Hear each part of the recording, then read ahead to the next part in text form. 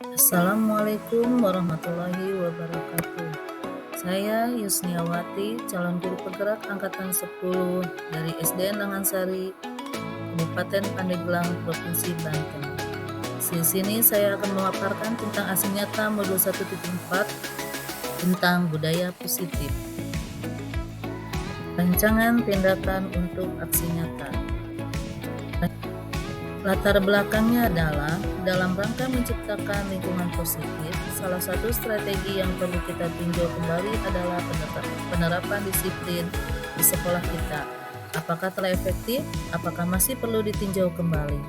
Disinilah pentingnya budaya positif di sekolah perlu terus dikembangkan karena budaya positif merupakan perwujudan dari nilai-nilai kebajikan universal yang harus diterapkan di sekolah.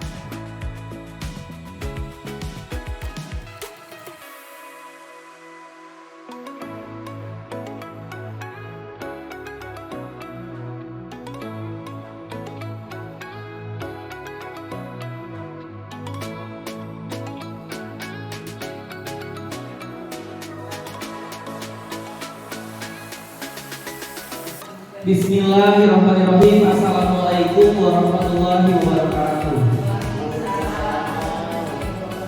Yang terhormat Bapak Kepala Sekolah SD Negeri Langansari 2, yang kami hormati seluruh Dewan Guru SD Negeri Langansari 2. Pertama-tama sejenak marilah kita panjatkan puji syukur kepada Allah Subhanahu wa taala, Tuhan yang Maha Esa, yang mana Tuhan memberikan nikmat kesehatan kepada kita semua, sehingga pada kesempatan siang hari ini kita bisa berkumpul dalam menyaksikan materi yang akan diberikan oleh Ibu Yusniawati SPD.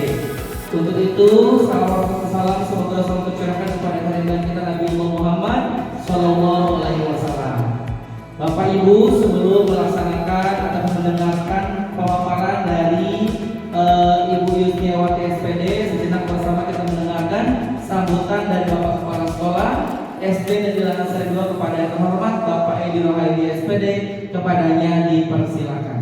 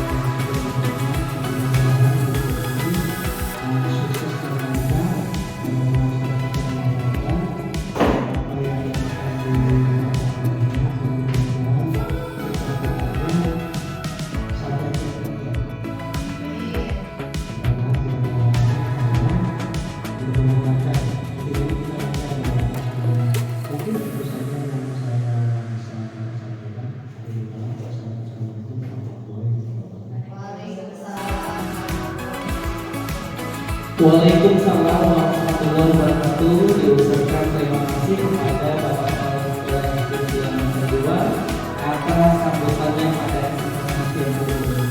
Bapak Ibu yang saya hormati, untuk acara selanjutnya bersama kita mendengarkan serta menyimak pemaparan materi, yaitu diseminasi budaya positif yang disusun langsung oleh Ibu Yusniawati SPD. Kepadanya dengan segala hormat kami persilakan.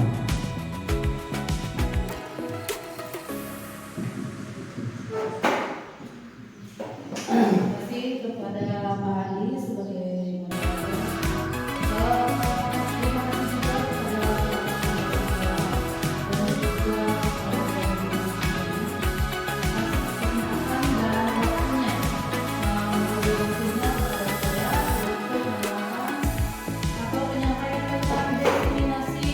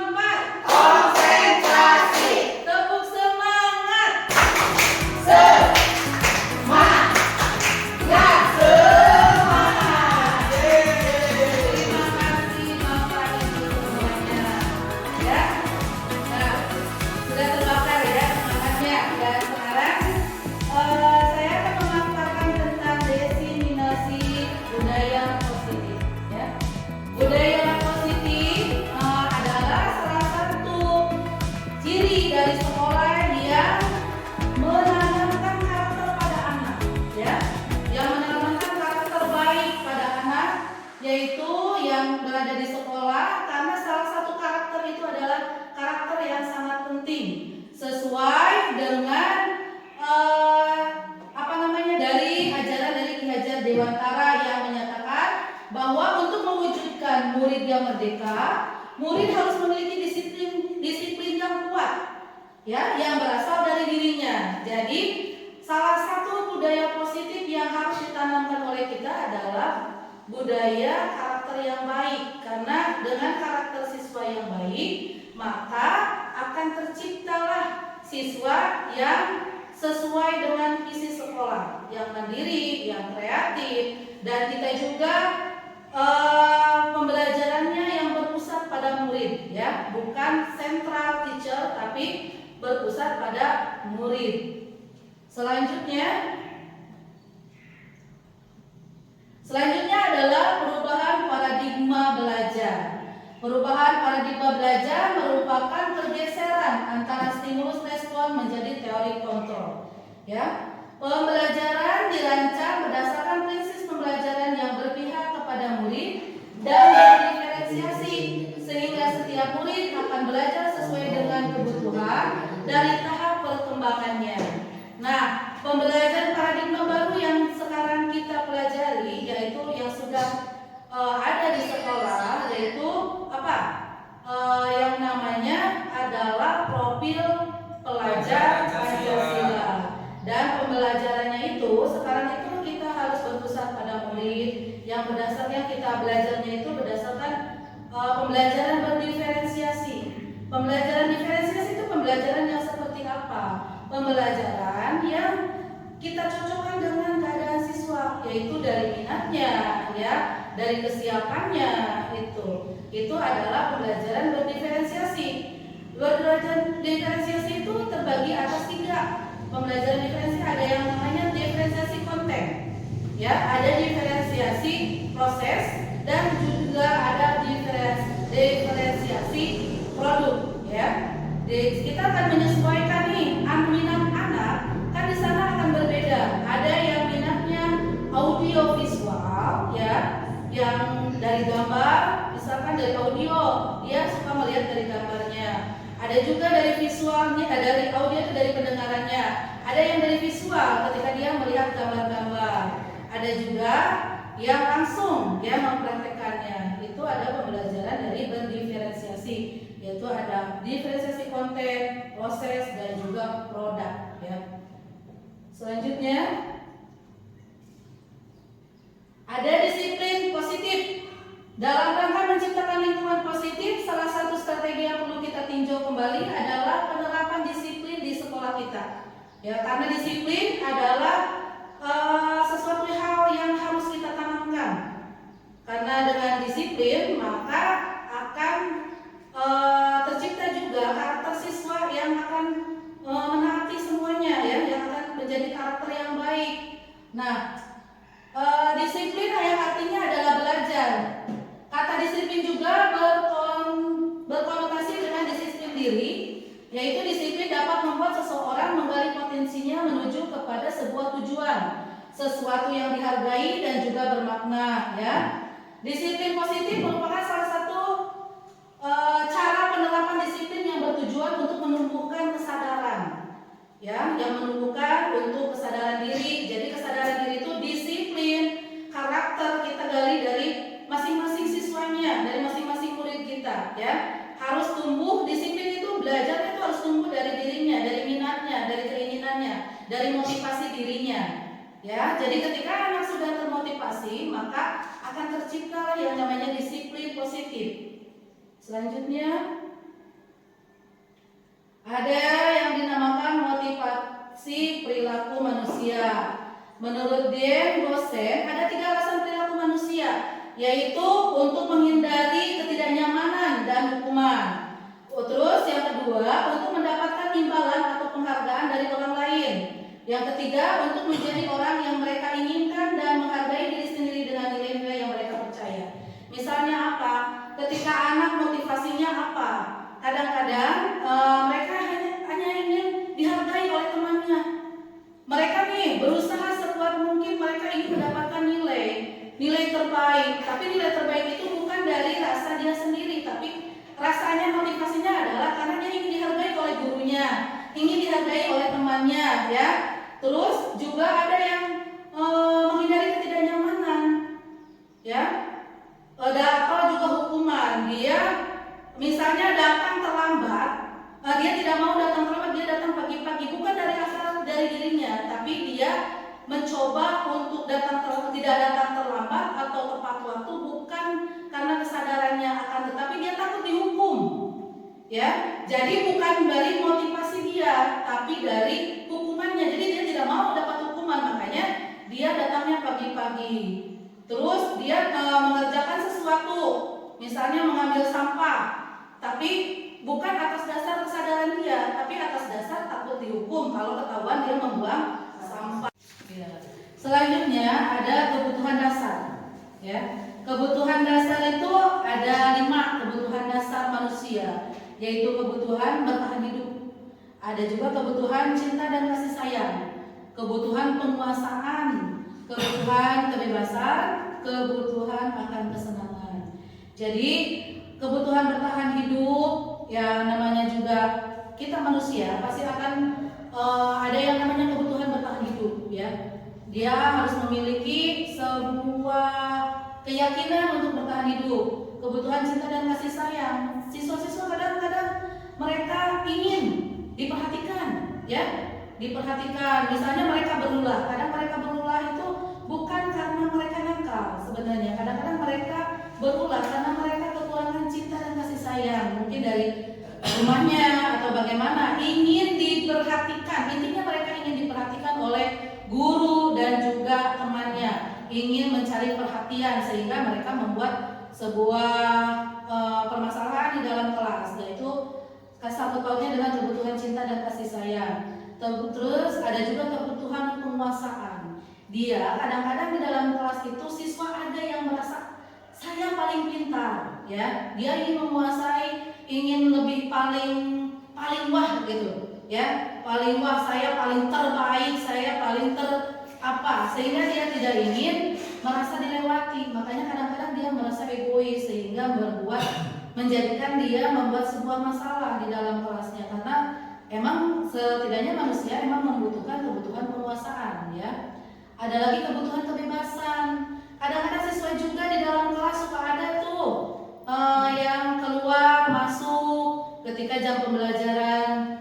Ada yang mungkin bersembunyi atau yang lain. Mereka kadang makan atau itu karena mereka membutuhkan kebebasan, ya. Selanjutnya ada kebutuhan akan kesenangan, yaitu mereka ingin senang, ingin merasa bagaimana di dalam kelas, ya. Itu adalah kebutuhan dasar dari manusia. Selanjutnya ada posisi kontrol atau restitusi. Posisi kontrol restitusi, ya. Ada yang disebut dengan segitiga restitusi. Di segitiga restitusi itu peran guru itu ada 5, ya. Peran guru itu ada 5. Ada yang namanya penghukum, ya. Ada yang namanya pembuat merasa bersalah. Ada juga teman, ada juga dia berperan sebagai teman, ada juga guru yang berperan sebagai pemantau dan juga sebagai manajer. Nah, dari peran guru ini, ya, penghukum. Nah, yang seperti apa penghukum? Misalnya ada siswa yang harusnya dia memakai sepatu hitam. Misalkan di hari ketika upacara dia memakai sepatu hitam, tapi ketika itu siswa tidak memakai sepatu hitam. Maka ada salah satu guru, misalnya Pak Andi, misalnya dia memberi hukuman terhadap siswanya itu dengan cara tidak memakai sepatu selama seharian. Itu adalah guru mengambil kontrolnya sebagai penghukum. Nah, kalau yang membuat merasa bersalah adalah ketika misalnya ada salah satu guru yang tidak masuk di salah satu misalnya kelas apa, wali kelasnya tidak masuk dan digantikan oleh misalnya salah satu gurunya, misalnya Bu Epi menggantikan wali kelasnya untuk masuk ke sana, dan ketika itu siswa membuat masalah dan guru itu mengingatkan, ya, masa sih tidak kasihan, misalnya dengan kalimat masa sih tidak kasihan sama ibu kan diberi tugas tugas. Nah, itu adalah guru mengambil perannya sebagai pembuat merasa bersalah, ya. Ada juga guru yang mengambil perannya sebagai teman. Ketika siswa membuat masalah, ya, misalnya guru itu mengambil perannya sebagai teman, berarti teman yang bisa mengajak ngobrol, ya. Kalau teman itu mengajak ngobrol. Nah, seperti apa posisi teman itu? Berarti menyadarkan sebagai teman. Ada lagi pemantau, ya. Ada posisi sebagai pemantau.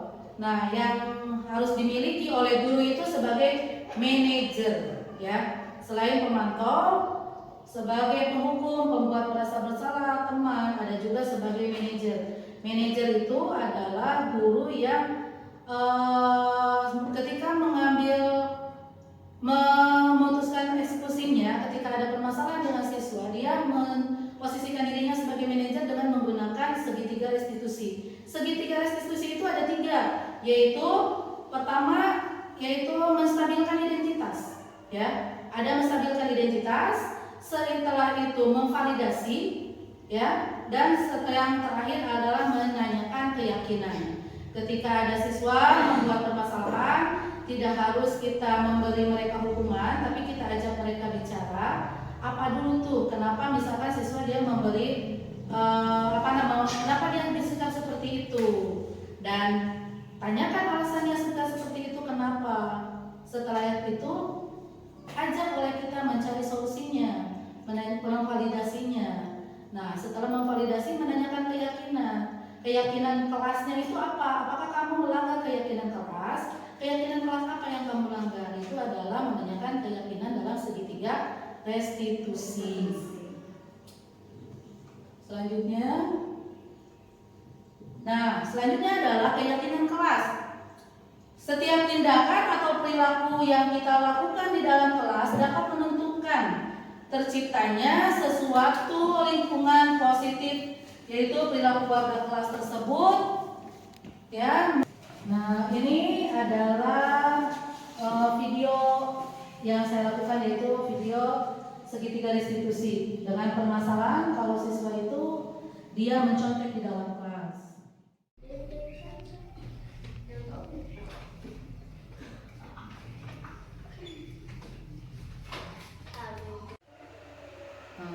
Selamat pagi Salma. Salma tahu kenapa Salma hari ini dipanggil oleh ibu ke sini?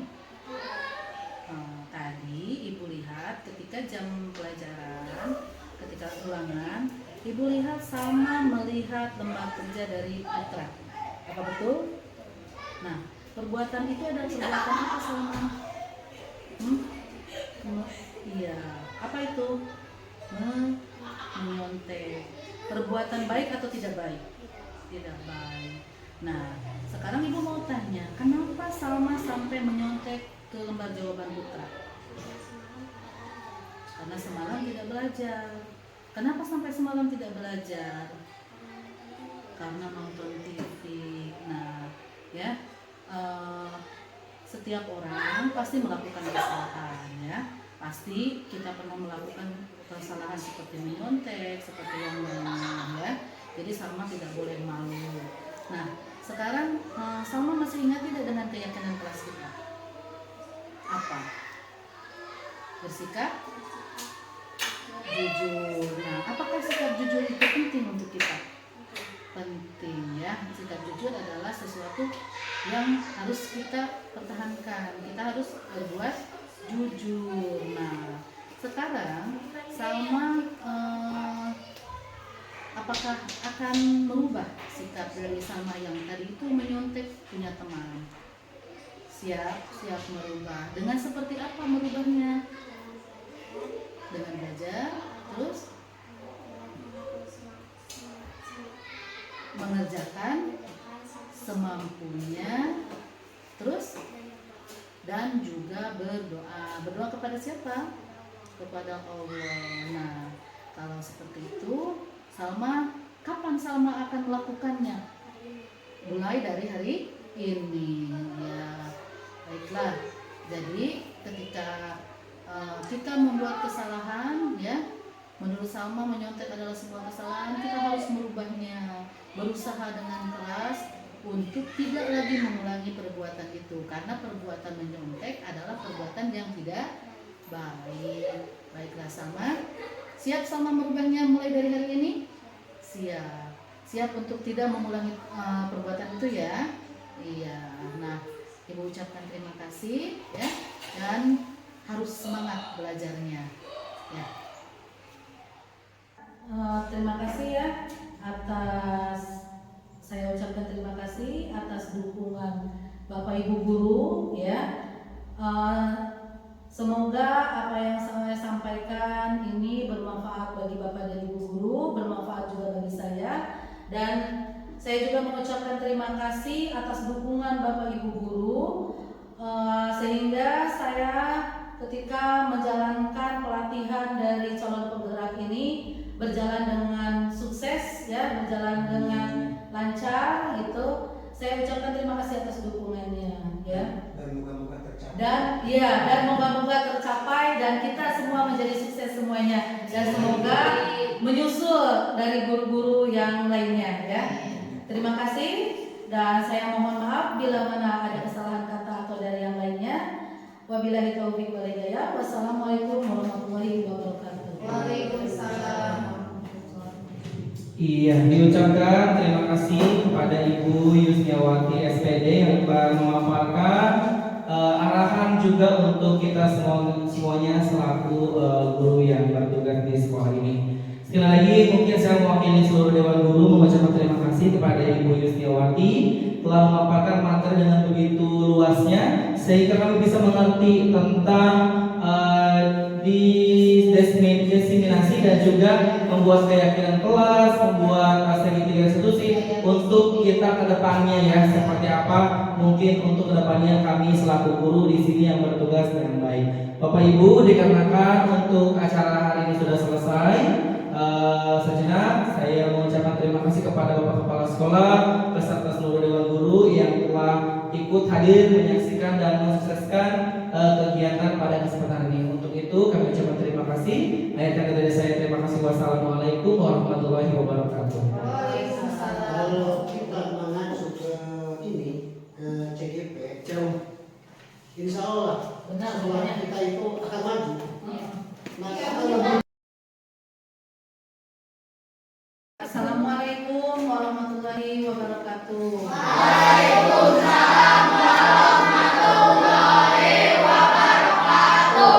Apa kabarnya hari ini? Baik. Sehat? Sehat. Tetap semangat? Semangat.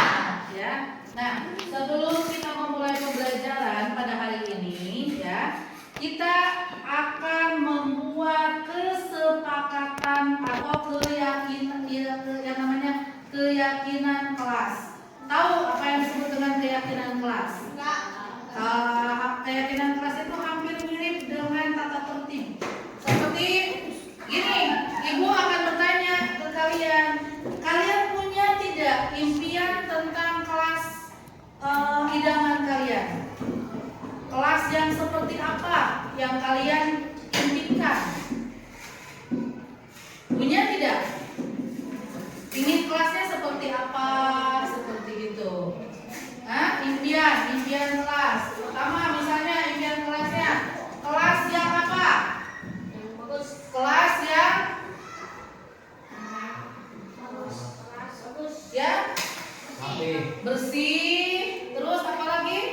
Rapi, nyaman dan aman. Ya, nyaman dan aman. Terus kelas yang seperti apa lagi? Di kelasnya itu seperti apa?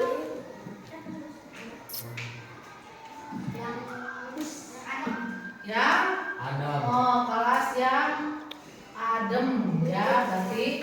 Terus kelas yang seperti apa?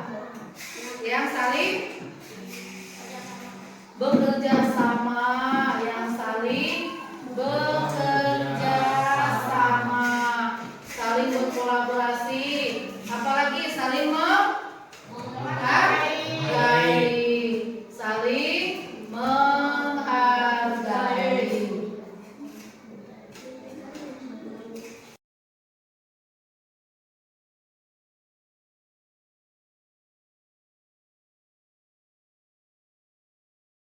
Dan saya senang membuat keyakinan kelas, membuat saya mandiri. Saya Hanepa, saya senang membuat keyakinan kelas.